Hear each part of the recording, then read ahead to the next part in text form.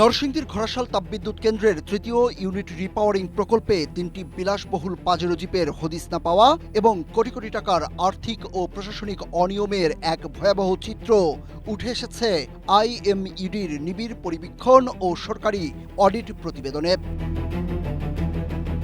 বাংলাদেশ বিদ্যুৎ উন্নয়ন বোর্ড বিউবোর অধীনে বাস্তবায়নাধীন এই প্রকল্পে 2,46 লাখ টাকার 3টি পাজেরো সহ কেনা 24টি যানবাহন নির্ধারিত সময় শেষেও সরকারি ট্রান্সপোর্ট পুলে জমা দেওয়া হয়নি। পাশাপাশি অনুমোদন ছাড়া অনিয়মিত অর্থ পরিশোধ, বিধি বহির্ভূতভাবে মূল চুক্তির বাইরে অতিরিক্ত কাজ দেখানো, ব্যাংকের লোন ফি ও আয়করে ভুল ভ্যাটের কারণে সরকারের প্রায় 36 কোটি টাকার রাজস্ব ক্ষতি এবং পরামর্শকদের অন্যায্য সুবিধা দেওয়ার মতো মারাত্মক অভিযোগ উঠেছে।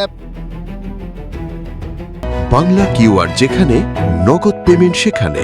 সারা দেশে 10 লাখেরও বেশি মার্চেন্টে নগদে পেমেন্ট করুন খুব সহজে।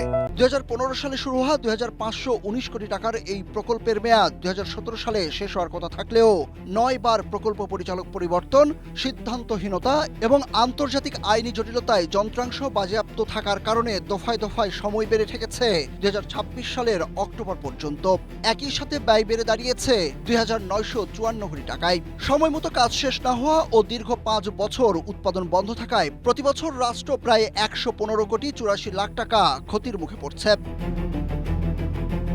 বর্তমানে সুইজারল্যান্ডের আদালত থেকে আইনগত জটিলতা কাটিয়ে নতুন ব্লেড এনে মেরামতের কাজ শুরু হয়েছে। আগামী কয়েক মাসের মধ্যে গ্যাস টারবাইন চালুর লক্ষ্যও আছে। তবে পুরনো 1986 সালের জেনারেটর টারবাইনের স্থায়িত্ব ও মারাত্মক জ্বালানি সংকটের কারণে প্রকল্পটির সাফল্য ও নিরবিচ্ছিন্ন বিদ্যুৎ উৎপাদন শেষ পর্যন্ত চরম অনিশ্চয়তার মুখেই থেকে যাচ্ছে। Suraj Ahmed, Asia post.